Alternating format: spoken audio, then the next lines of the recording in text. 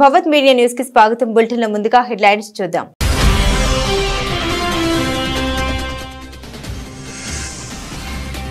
దేశాధినేతలతో భారత ప్రధాని మోదీ కీలక భేటీలు, దేశాల ప్రజల మధ్య సంబంధాలను బలపరిచేందుకు పనిచేస్తామని వెల్లడి.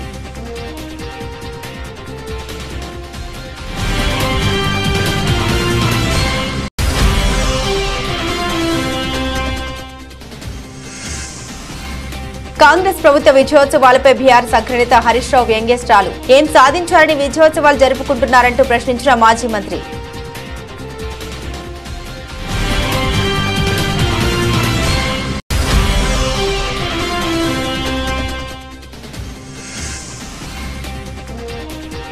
ముస్తాబైన కాలేజీ కళాక్షేత్రం నేడు సీఎం రేవంత్ రెడ్డి చేతుల మీదుగా ప్రారంభం.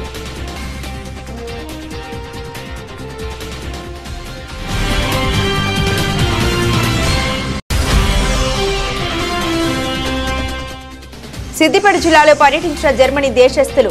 సిద్దిపేట కోమటి చెరువు వద్ద డైనోసార్ పార్కును సందర్శించి అభివృద్ధిని కొనియాడిన జర్మనీ వాసులు.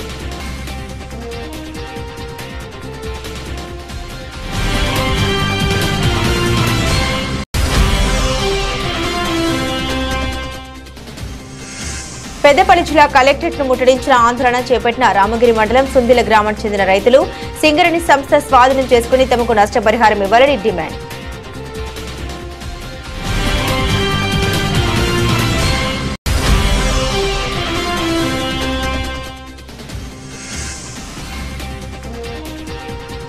శబరిమలకు భారీగా అయ్యప్ప భక్తులు. స్వామివారి దర్శనానికి 10 గంటల సమయం.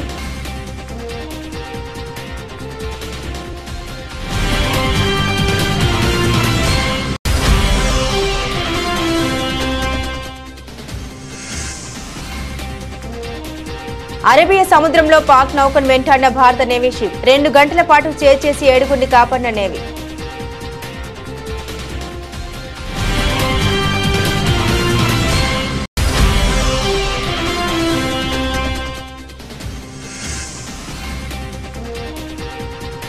లాభంలోకి దేశీయ సూచీలు. వరుస నష్టాల నుండి లాభాల జోష్తో ప్రారంభం.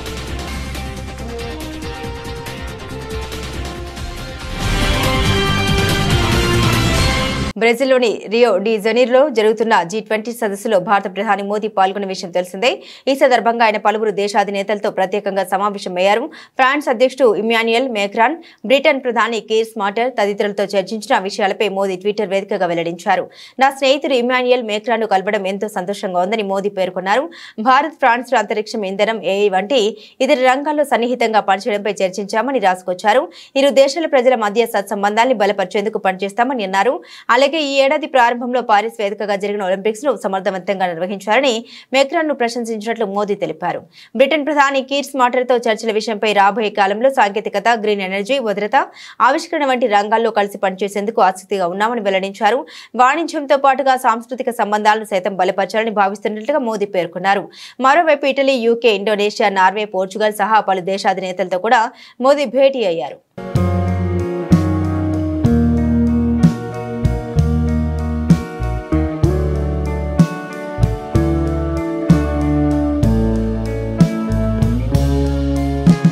మాజీ ప్రధాని ఇందిరాగాంధీ జయంతి నేడు. ఈ సందర్భంగా కాంగ్రెస్ పార్టీ అగ్రనేతలు ఇందిరాగాంధీకి ఘనంగా నివాళులర్పిస్తున్నారు. మంగళవారం ఉదయం కాంగ్రెస్ పార్టీ అధ్యక్షుడు మల్లికార్జున ఖార్గే లోక్సభలో ప్రధాన ప్రతిపక్ష నేత రాహుల్ గాంధీ నివాళులర్పించారు. ఢిల్లీలోని శక్తి స్థల్లో ఉన్న ఇందిరాగాంధీ సమాధి వద్ద పుష్పాంజలి ఘటించారు. అనంతరం జరిగిన సర్వమత ప్రార్థనలో పాల్గొన్నారు. దివంగత ప్రధాని ఇందిరాగాంధీ జయంతి సందర్భంగా హైదరాబాద్లోని నెక్లెస్ రోడ్లో గల PV మార్క్ వద్ద ఉన్న ఇందిరాగాంధీ విగ్రహానికి deputy CM Bhatti Vikramarka, PCC అధ్యక్షులు మహేష్ కుమార్ గౌడ్ పూలమాల వేసి నివాళులర్పించారు. ఈ సందర్భంగా ఆయన మీడియాతో మాట్లాడారు. దేశ అభిమానం లేని వారే ఇందిరాగాంధీపై విమర్శలు చేస్తున్నారని డిప్యూటీ సీఎం భట్టి విక్రమార్క పేర్కొన్నారు. ఉద్దేశపూర్వకంగా దేశ తొలి మహిళా ప్రధాని నెగిటివ్ గా చూపిస్తున్నారని విమర్శించారు. మాజీ ప్రధానిపై తప్పుడు ప్రచారం చేస్తూ దేశాన్ని విభజించి లబ్ధి పొందాలని చూస్తున్నారని ఆగ్రహం వ్యక్తం చేశారు. ప్రపంచ స్థాయిలో భారత్ను నిలబెట్టడంతో దివంగత మాజీ ప్రధాని ఇందిరా కీలక పాత్ర పోషించారన్నారు. దేశ సమగ్రత కోసం ప్రాణాలు విడిచారన్నారు. ఆమెపై నెగిటివ్ గా సినిమాలు తీసే వారికి కౌంటర్ ఇచ్చారు. ఈ కార్యక్రమంలో మాజీ మంత్రి గీతారెడ్డి, ఖైరతాబాద్ శాసనసభ్యులు దానం నాగేందర్ మరియు ఇతర కాంగ్రెస్ నాయకులు పాల్గొన్నారు. తెలంగాణలో కాంగ్రెస్ ప్రభుత్వం ఏర్పడి ఏడాది పూర్తయిన సందర్భంగా వరంగల్ వేదికగా నిర్వహించే తలపెట్టిన విజయోత్సవాలపై మాజీ మంత్రి బీఆర్ఎస్ అగ్రనేత టి హరీష్ రావు సెటర్లు వేశారు. విజయోత్సవాలు కాదు, అపజయోత్సవాలు జరపడాన్ని విమర్శించారు హరీష్ రావు. కాంగ్రెస్ పార్టీ అన్ని వర్గాల్ని సక్సెస్ఫుల్ గా మోసం చేసిందని ఆయన వ్యంగ్యస్టాలు సంధించారు. సీఎం రేవంత్ రెడ్డి వరంగల్ వేదికగా అన్ని వర్గాల ప్రజలకు క్షమాపణ చెప్పాలని హరీష్ రావు డిమాండ్ చేశారు. వరంగల్ డిక్లరేషన్ మహిళలకు ఇచ్చిన హామీలు ఇప్పటికైనా అమలు చేయాలని అన్నారు. 10 నెలల్లో రాష్ట్రాన్ని 10 ఏళ్ల వెనక్కి తీసుకెళ్లారని హరీష్ రావు విమర్శించారు. ఎవరనుకున్నారు ఇట్లా ఉన్నానని, ఎవరనుకున్నారు ఇట్లా ఉన్నానని ప్రజాకవి కాళోజీ నినదించినట్లు కాంగ్రెస్ చేతిలో ప్రజలు దగా పడ్డారని అన్నారు హరీష్ రావు. రైతులు దారుణంగా మోసపోయారని వ్యాఖ్యానించారు. ఆ వైఫల్యాల నుంచి ప్రజల దృష్టి మరల్చేందుకే అపజయాల్ని కప్పిపుచ్చుకునేందుకు వరంగల్ వేదికగా విజయోత్సవాలు జరుపుకోవడం సిగ్గుచేటని మాజీ మంత్రి విమర్శించారు. ఏం సాధించారని సంబరాలు జరుపుకుంటున్నారని సీఎం రేవంత్ రెడ్డిని ఆయన ప్రశ్నించారు. వారసత్వ చారిత్రక సాంస్కృతిక రంగాల్లో వరంగల్ గుర్తింపును మరింత ఇనుమడింపజేసేలా కేసీఆర్ ప్రభుత్వం ప్రజాకవి కాళోజీ నారాయణరావు పేరుతో కళాక్షేత్రాన్ని నిర్మించింది. హన్మకొండ బస్టాండ్ సమీపంలో కాకతీయ అర్బన్ డెవలప్మెంట్ అథారిటీ కూడా మైదానంలో 4.25 ఎకరాల్లో 85.10 కోట్లతో భారీ భవనాన్ని విభిన్న శైలిలో తీర్చిదిద్దారు. 1.39 లక్షల చదరపు అడుగుల విస్తీర్ణంలో 4 అంతస్తుల సువిశాల భవనంలో 1500 సీటింగ్ సామర్థ్యంతో ఒక ఆడిటోరియంని ఏర్పాటు చేశారు. Mini meeting hall, dining halls, VIP suits ను అత్యాధునికంగా నిర్మించారు. గ్రౌండ్ ఫ్లోర్ లో 2 మేకప్ రూమ్లు, ఆర్ట్ గ్యాలరీ ఉన్నాయి. గ్యాలరీలో కూర్చుని చూడడానికి వీలుగా ఫ్రీ ఫంక్షన్ ల్యాబ్ ను ఏర్పాటు చేశారు. సందర్శకులకు ఎలాంటి ఇబ్బందులు లేకుండా 4 హై కెపాసిటీ లిఫ్టులను బిగించారు. ఈ కళాక్షేత్రానికి కాంగ్రెస్ ప్రభుత్వం రంగులు వేసి ప్రారంభానికి సిద్ధం చేసింది. మంగళవారం ముఖ్యమంత్రి రేవంత్ రెడ్డి దీన్ని ప్రారంభించనున్నారు. ఆంధ్రప్రదేశ్ అసెంబ్లీ బడ్జెట్ సమావేశాలు మంగళవారం ఉదయం 9 గంటలకు ప్రారంభమయ్యాయి. ప్రశ్నోత్తరాల సమయం కొనసాగుతుంది. ఉద్యోగుల అంతర్రాష్ట్ర బదిలీలు, సాగునీటి కాల్వల నిర్వహణ, ఆక్వా రైతులపై పన్ను విధింపు, విద్యార్థులకు ఆర్థిక సహాయం, కడప జిల్లాలో ఎస్సీ ఎస్టీలకు వాహనాల పంపిణీ తదితర వాటిపై చర్చ జరగనుంది. కాగా రిషికొండపై భవనాల నిర్మాణం, రాష్ట్రంలో పోలవరం ప్రాజెక్టు, ఇతర సాగునీటి ప్రాజెక్టులపై స్వల్పకాలిక చర్చ జరగనుంది. అలాగే ఐటీడీఏ ప్రాజెక్టు, పాడేరు, పీలేరు నియోజకవర్గాల్లో అడవిపల్లి ప్రాజెక్టు, చేనేత కార్మికులకు ప్రోత్సాహకాలు, కార్మిక సంక్షేమ మండలి, డ్వాక్రా సంఘాలకు 0 వడ్డీ పథకంపై ప్రశ్నోత్తరాలు జరగనున్నాయి. కాగా పలు డిపార్ట్మెంట్లకు సంబంధించిన డిమాండ్స్ పై ఆయా శాఖల మంత్రులు వివరణ ఇస్తారు. ప్రశ్నోత్తరాల సమయం అనంతరం పలు బిల్లుల సభలో ప్రభుత్వం ప్రవేశపెట్టనుంది. ఆంధ్రప్రదేశ్ కోఆపరేటివ్ సొసైటీస్ చట్ట సవరణ బిల్లు 2024, ఆంధ్రప్రదేశ్ ఎక్సైజ్ చట్ట సవరణ బిల్లు, ఏపీ ప్రొహిబిషన్ చట్ట సవరణ బిల్లు, ఇండియా మెడ్ లిక్కర్, ఫారెన్ మెడ్ లిక్కర్ చట్ట సవరణ బిల్లుల్ని సర్కార్ ప్రవేశపెట్టనుంది.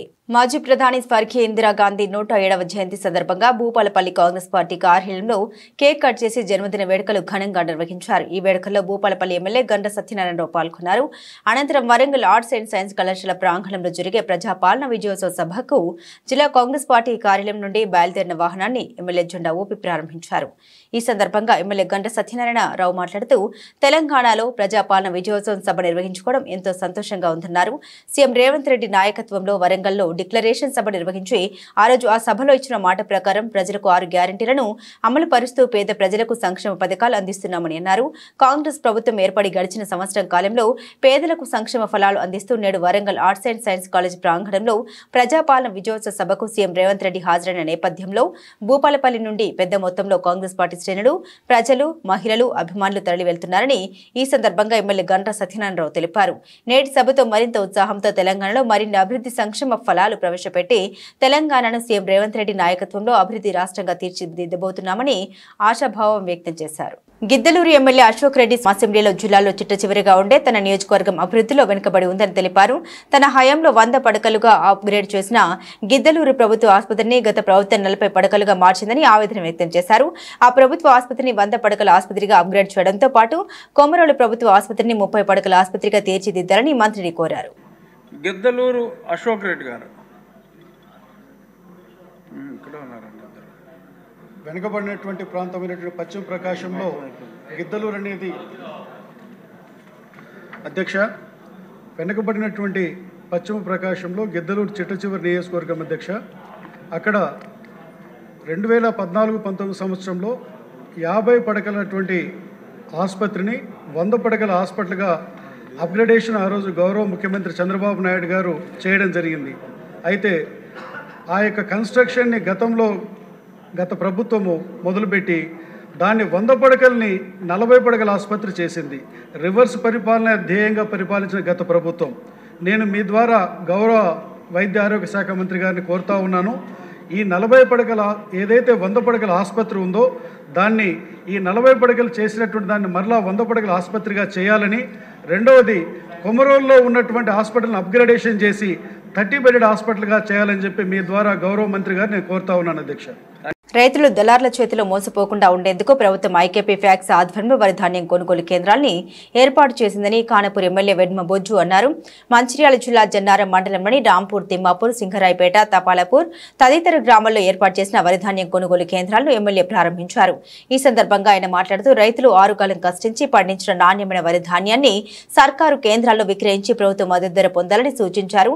కేంద్రాల నిర్వాహకులు ఎలాంటి అవకతవకలకు పాల్పడకుండా నిబంధన మేరకు వ్యవహరించి రైతులకు ఎలాంటి ఇబ్బంది కలగకుండా చూడాలని ఆదేశించారు. ధాన్యం కొనుగోలులో ఎలాంటి అక్రమాలు జరిగినా కఠినమైన చర్యలు తప్పవని ఆయన హెచ్చరించారు.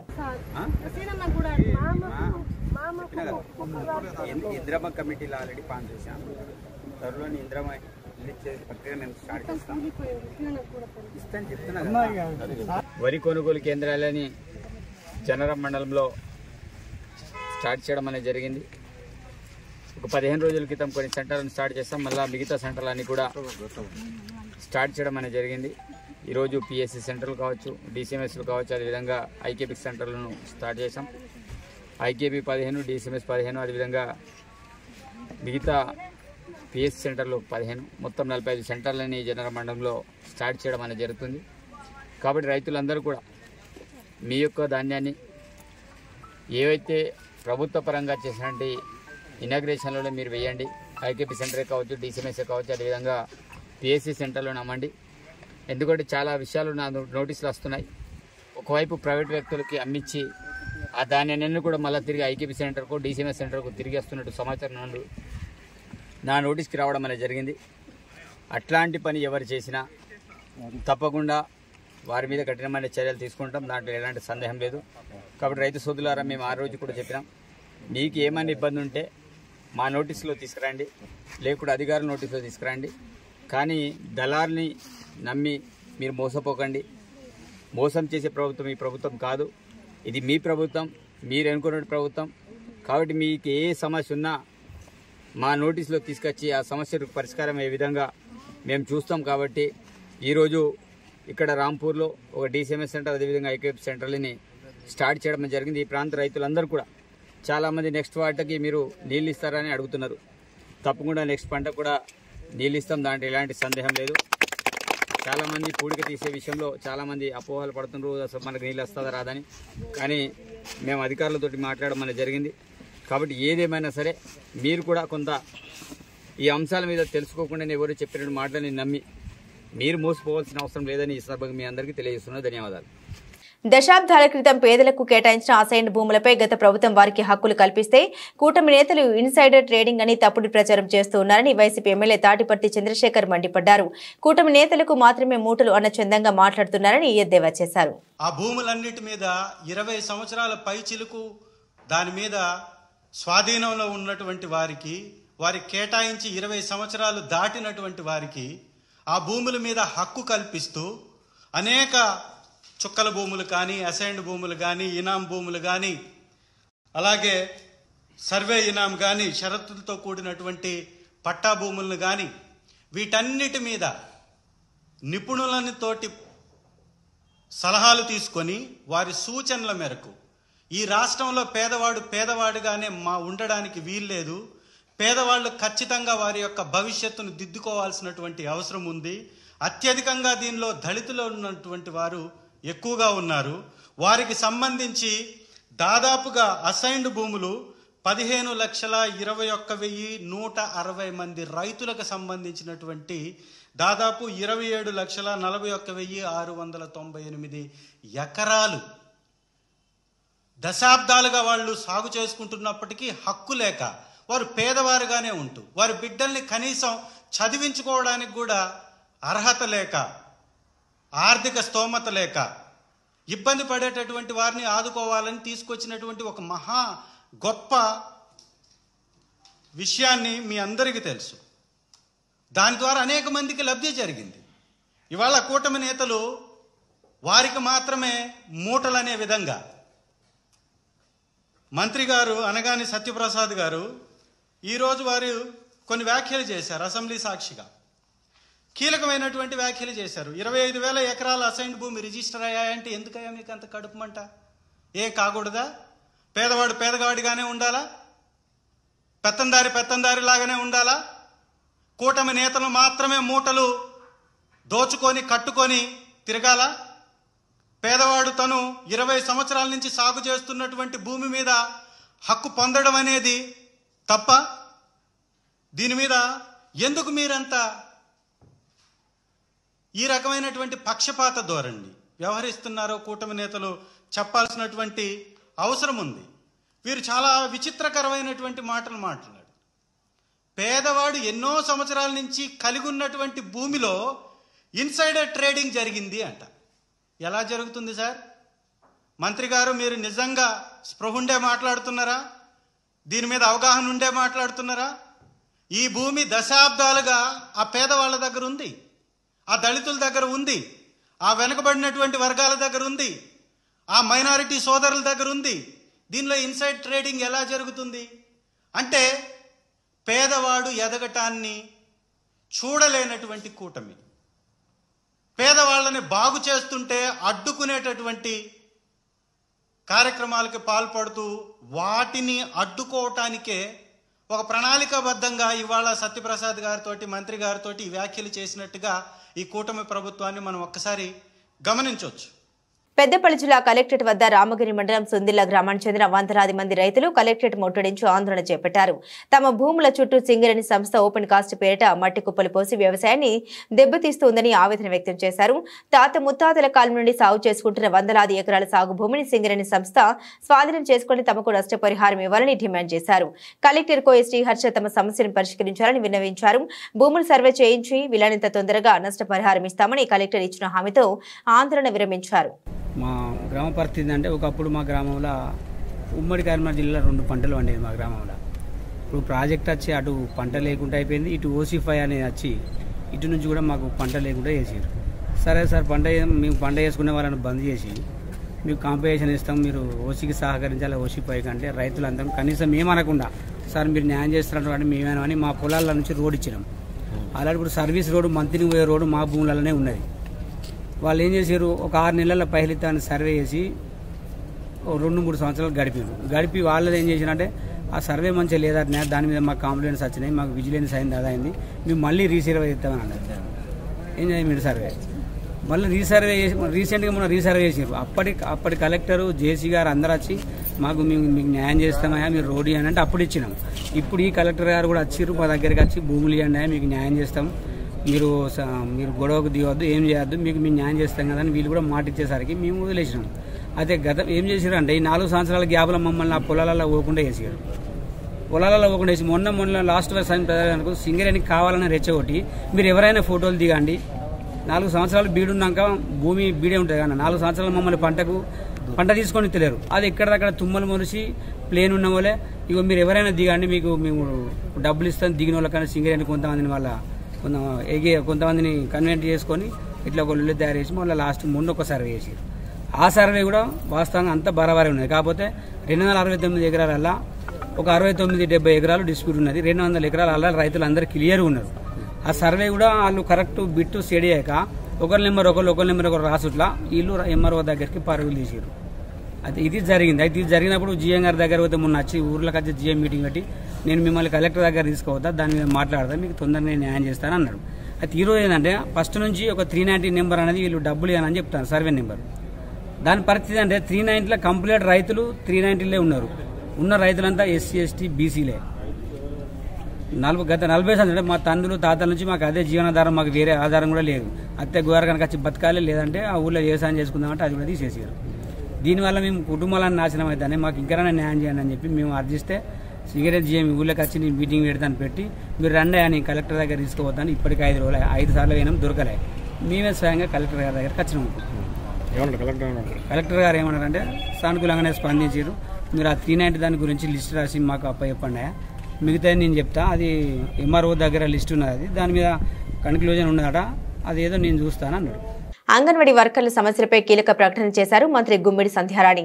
నవంబర్ 16న అంగన్వాడీ కార్యకర్తలు, మినీ కార్యకర్తలు జిల్లా స్థాయిలో కలెక్టరేట్ వద్ద ఆందోళన మా దృష్టికి వచ్చాయని తెలిపారు మంత్రి గుమ్మిడి సంధ్యారాణి. అంగన్వాడీ సిబ్బంది యొక్క ప్రతి సమస్య మీద ప్రభుత్వం చాలా సానుకూలంగా ఉందని, దశల వారీగా అంగన్వాడీలతో చర్చించి ప్రతి సమస్య పరిష్కారానికి చర్యలు తీసుకుంటామని ప్రకటించారు. సమ్మె ఆందోళన ద్వారా మాత్రమే సమస్యలు పరిష్కరించబడవని వివరించారు. అంగన్వాడీ సిబ్బందికి గ్రాట్యుటీ చెల్లింపు విషయం ప్రభుత్వ పరిశీలనలో ఉందన్నారు. అంగన్వాడీ సిబ్బంది సానుకూల దృక్పథంతో ఆలోచించి సేవల్లో ఎటువంటి ఆటంకం కలగకుండా చూడాలని కోరారు. ప్రభుత్వం ఈ సమస్యల పరిష్కారానికి చిత్తశుద్ధితో కృషి చేస్తుందని హామీ ఇచ్చారు మంత్రి గుమ్మిడి సంధ్యారాణి. ఏపీలో 55,607 అంగన్వాడీ కేంద్రాలు పనిచేస్తున్నాయన్నారు. 5,31,446 గర్భవతి బాలింత తల్లులు, 13,03,384 మంది 3 సంవత్సరాలలోపు పిల్లలు, 7 లక్షల మంది 3 నుండి 6 సంవత్సరాల మధ్య వయసు పిల్లలకు ఆరోగ్య పోషకాహార సేవలు అంగన్వాడీ సిబ్బంది అందిస్తుందని వివరించారు. అంగన్వాడీ కార్యకర్త సహాయకురాలు తల్లి పిల్లల ఆరోగ్యానికి చేస్తున్న కృషి అభినందనీయమన్నారు. ప్రీ స్కూల్ కార్యక్రమాల నిర్వహణలో కార్యకర్తలు చక్కగా పనిచేట కేంద్రాల సందర్శనలో గమనించామని పేర్కొన్నారు. అధ్యక్ష, సంపూర్ణ ప్లస్ వీటన్నిటికీ అలాగే గిరి గోరుముద్దలు ఇవన్నిటి కలిపి బాల సంజీవిని అని ఒక పేరు పెట్టి ఆ పథకం ఏర్పాటు చేయడం జరిగింది అధ్యక్ష. దీనిలో ఏంటంటే పూర్తిగా గిరిజనుల కోసం అడిగారు. గిరిజనుల కోసం అలాగే మైదాన ప్రాంతంలో ఉన్నటువంటి గర్భిణీలకి, బాలింతలకి కూడా ఈ పథకం వర్తిస్తుంది అధ్యక్ష. ముఖ్యంగా టోటల్గా బాల సంజీవిని గిరిజన ప్రాంతాల్లో 8,311 మంది ఉన్నారు అధ్యక్ష. అలాగే జనరల్గా ఉన్న వాళ్ళలో 47,295 మంది ఉన్నారు అధ్యక్ష. మొత్తం 55,607 మంది ఈ బాల సంజీవిని ప్రోగ్రాంలో ఉన్నారు అధ్యక్ష. వీటికి ట్రైబల్ ఏరియాలో 65,65,63,00,000 ఏర్పాటు చేస్తున్నాం అధ్యక్ష. అలాగే ప్లేన్ ఏరియాలో 507 కోట్లు ఏర్పాటు చేయడం జరిగింది అధ్యక్ష. అలాగే వీటికి ఇస్తున్నటువంటి ఏదైతే వాళ్ళకి ఫీడింగ్ ఇస్తున్నామో, టేక్ రేషన్ హోమ్ ఇస్తున్నామో అది ఇంతకు పూర్వం ఎలా ఉందో ఇప్పుడు అలాగే ఉంది అధ్యక్ష. దానిలో మార్పులు లేవు అధ్యక్ష. కానీ ట్రైబల్ ఏరియాలో అన్నిటి మీద కొంచెం ఎక్స్ట్రా ఇవ్వడం జరుగుతుంది అధ్యక్ష. కావాలి అంటే లిస్ట్ అని చదువుతాను అధ్యక్ష, లేదనుకుంటే సభ్యురాలకు పంపించమంటే పంపిస్తాను. లిస్ట్ చదవమన్నా చదువుతాను అధ్యక్ష. ఓకే. అలాగే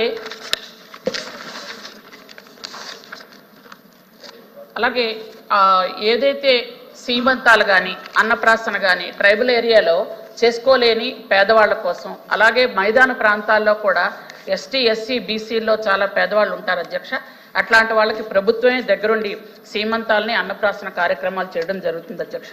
అలాగే కిషోర్ వికాస్, అదేంటంటే హాస్టల్స్లో ఉన్న పిల్లలు కానీ, చదువుకున్న పిల్లలు అంటే 10th లోపు ఉన్న పిల్లలు, ఇంచుమించు ఇంటర్మీడియట్ లోపు ఉన్న పిల్లలకి రక్తహీనత కలిగిన అట్లాంటి వాళ్ళకి సంపూర్ణ పోషణ కింద ఇవ్వడం జరుగుతుంది అధ్యక్ష. వాళ్ళకి వాళ్ళని చాలా అంటే గుడ్ టచ్, బ్యాడ్ టచ్ ఇట్లాంటివి ఇప్పుడు సమాజంలో పరిస్థితులు బాగులేవు కాబట్టి వాళ్ళకి అన్ని విధాలుగా చెప్పడం కూడా జరుగుతుంది అధ్యక్ష. కిషోర్ వికాసం అనే, ఎందుకంటే 0 నుంచి 6 ఇయర్స్ అంగన్వాడీ సెంటర్స్లో చెప్తే కిషోర్ వికాస్ మాత్రం పిల్లలకి, కౌమార దశలో ఉన్న పిల్లలకు కూడా చెప్పడం జరుగుతుంది అధ్యక్ష. అలాగే న్యూట్రీ గార్డెన్స్ అంటే ప్రతి అంగన్వాడీ సెంటర్స్లో కూడా వెజిటబుల్స్ పెంచడం కానీ, వాటిలో ఉపయోగించడం కానీ ఈ పథకం కూడా ఉంది అధ్యక్ష. దానికోసం ప్రతి అంగన్వాడీ సెంటర్కి 10,000 రూపాయలు ఇవ్వడం జరుగుతుంది అధ్యక్ష. అలాగే ఇంకుడు గుంతల కోసం 16,000 రూపాయలు ఇస్తున్నాం అధ్యక్ష. అలాగే అక్కడ ఉన్నటువంటి అంగన్వాడీ సెంటర్స్ లో ఏవైనా. సిద్దిపేట జిల్లాలో జర్మనీ దేశస్థులు పర్యటించారు. సిద్దిపేట కోమటి చెరువు వద్ద ఉన్న తెలంగాణ టూరిజం శాఖ నిర్మించిన డైనోసార్ పార్కును జర్మనీ దేశ పర్యాటకులు సందర్శించారు. హైదరాబాద్, సిద్దిపేట మరికొన్ని ప్రాంతాల్లో వారు ఈ దేశ సంస్కృతి సంప్రదాయాన్ని వారు పరిశీలించారు. అలాగే ఇక్కడ నిర్మించిన డైనోసార్ పార్కును సందర్శించారు. పార్కు సందర్శించి కోమటి చెరువు అభివృద్ధిని కొనియాడారు. వావ్ డైనోసార్ పార్క్ అంటూ పార్కు చుట్టూ కలియ తిరిగారు. సరదాగా కాసేపు వారు పార్కులో గడిపారు.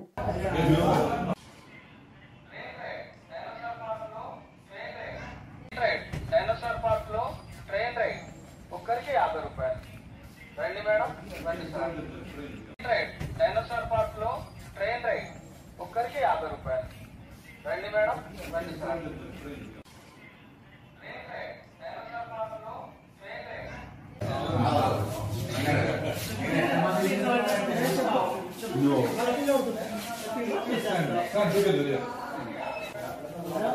For what is it? Just the one thing. Yeah, I'm doing fine. We enjoy this cave drive, and one of us, the strongest, gets scared about the dinosaur, and we have a lot of fun. Thank you. Bye bye. శబరిమలకు అయ్యప్ప భక్తులు భారీగా తరలివచ్చారు. దీంతో శబరిగిరులు అయ్యప్ప నామస్మరణతో మారుమోగుతున్నాయి. పెద్ద సంఖ్యలో మాలదారులు రావడంతో స్వామివారి దర్శనానికి 10 గంటల సమయం పడుతుంది. సన్నిధానం నుండి పంబా వరకు అయ్యప్ప భక్తులు క్యూలైన్లో వేచి ఉన్నారు. మండల పూజ ప్రారంభం కావడంతో శబరిమలకు భక్తులు పెద్ద సంఖ్యలో తరలివస్తుండటంతో ట్రావెన్కోర్ ఆలయ కమిటీ తగిన ఏర్పాట్లు చేస్తుంది.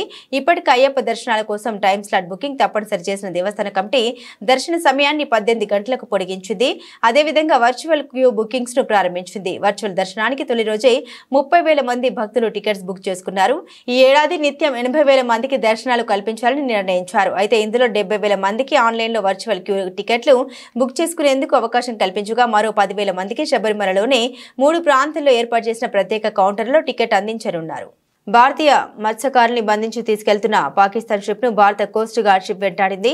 అరేబియా సముద్రంలో దాదాపు 2 గంటల పాటు చేసి పాక్ అధికారుల చెర నుండి మత్స్యకారులను విడిపించింది. మత్స్యకారులను సురక్షితంగా తీరం చేర్చింది. భారత కోస్ట్ గార్డ్ అధికారులు వెల్లడించిన వివరాల మేరకు అరేబియా సముద్రంలో నో ఫిషింగ్ జోన్ సమీపంలో భారత మత్స్యకారుల బోటును పాక్ మారిటైమ్ సెక్యూరిటీ ఏజెన్సీ నౌక అడ్డగించింది.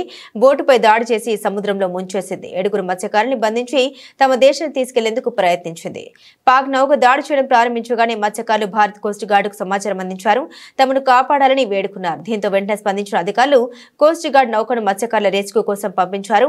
భారత్ పాక్ మారిటైమ్ సరిహద్దుకు చేరుకున్న కోస్ట్ గార్డ్ నౌక పాకిస్తాన్ నౌకను వెంటాడి అడ్డగించింది.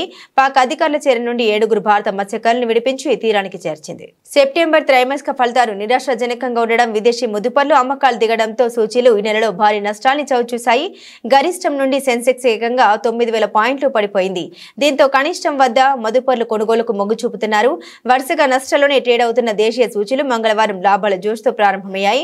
సెప్టెంబర్ త్రైమాసిక ఫలితాలు నిరాశాజనకంగా ఉండడం, విదేశీ ముదుపర్లు అమ్మకాలు దిగడంతో సూచీలు ఈ నెలలో భారీ నష్టాల్ని చవిచూశాయి. గరిష్టం నుండి సెన్సెక్స్ ఏకంగా 9,000 పాయింట్లు పడిపోయింది. దీంతో కనిష్టాల వద్ద ముదుపర్లు కొనుగోలుకు మొగ్గు చూపుతున్నారు. దీంతో సెన్సెక్స్ లాభాల్లో కొనసాగుతుంది. మరోవైపు నిఫ్టీ కూడా సెన్సెక్స్ బాట్లోనే లాభాల్లో కదలాడుతోంది.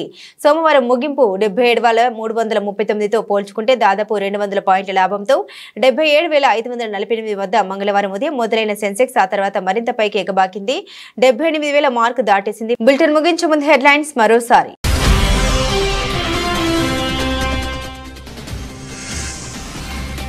దేశాధినేతలతో భారత ప్రధాని మోదీ కీలక భేటీలు, దేశాల ప్రజల మధ్య సంబంధాలను బలపరిచేందుకు పనిచేస్తామని వెల్లడి.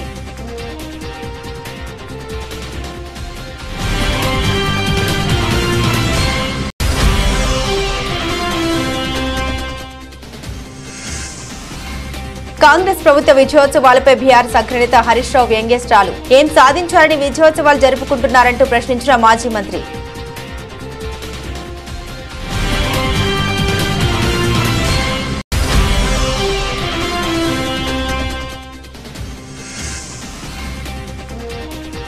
ముస్తాబైన కాలేజీ కళాక్షేత్రం నేడు సీఎం రేవంత్ రెడ్డి చేతుల మీదుగా ప్రారంభం.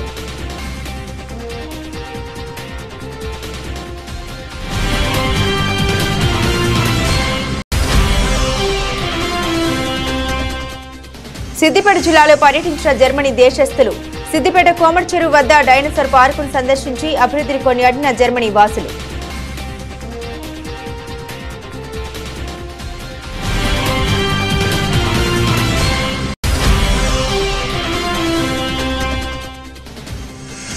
పెద్దపల్లి జిల్లా కలెక్టరేట్ ను ముట్టడించిన ఆందోళన చేపట్టిన రామగిరి మండలం సుందిల గ్రామానికి చెందిన రైతులు సింగరేణి సంస్థ స్వాధీనం చేసుకుని తమకు నష్టపరిహారం ఇవ్వాలని డిమాండ్.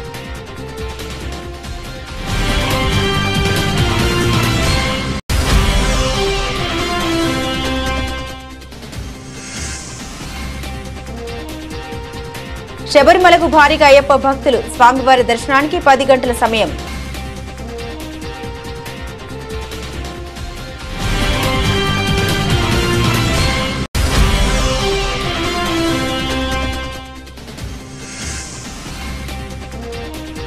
అరేబియా సముద్రంలో పాక్ నౌకను వెంటాడిన భారత నేవీ షిప్. 2 గంటల పాటు చేసి 7 కాపాడిన నేవీ.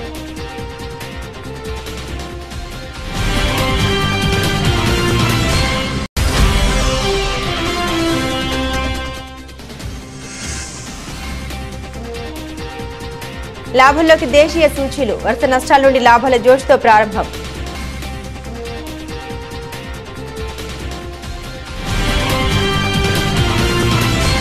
ఇవి బులెటిన్లోని విశేషాలు. తిరిగి మరో బులెటిన్తో మళ్ళీ కలుసుకుందాం. అంతవరకు సెలవు. నమస్కారం.